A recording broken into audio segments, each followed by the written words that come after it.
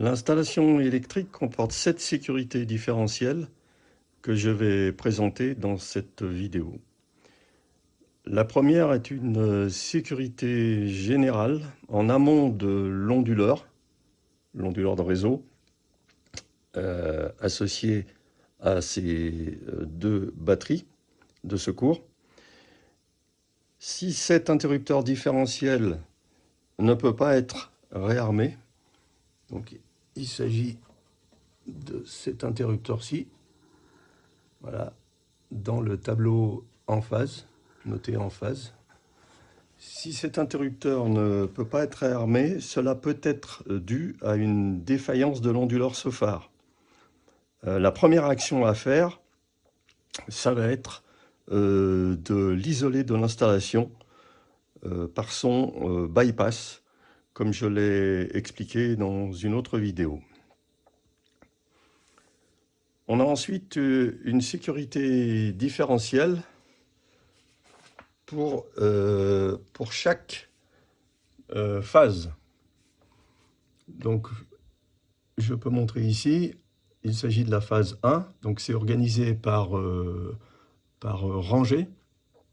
En tête de chaque rangée, on a un interrupteur différentiel qui vient piloter les disjoncteurs dont les départs sont signifiés ici par les étiquettes. Ensuite, la phase 2, elle est découpée en 2 rangées, avec pour chaque rangée son interrupteur différentiel spécifique.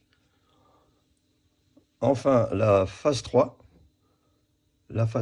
sur la dernière rangée, il s'agit de l'alimentation de la pompe à chaleur pour le chauffage et la climatisation.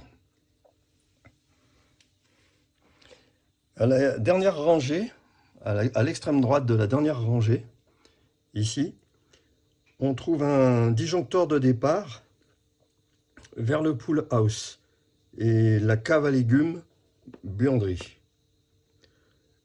La sécurité différentielle, cette fois-ci, est assurée au tableau d'arrivée, dans le local piscine.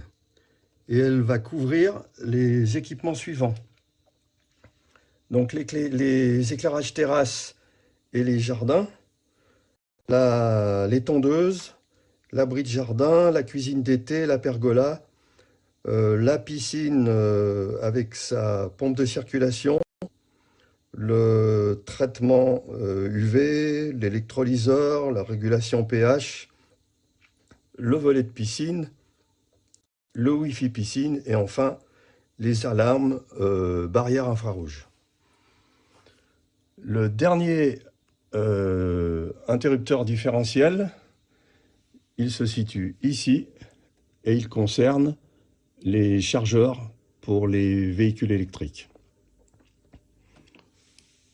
Voilà, puisqu'on est sur les véhicules électriques, je peux montrer ici en même temps le système qui permet de mettre en marche forcée, en enclenchement forcé, les chargeurs pour les véhicules électriques.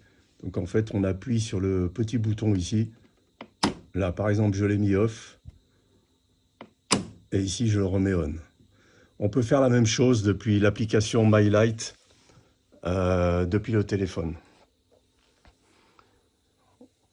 On a également le même principe ici pour la gestion du chauffage piscine.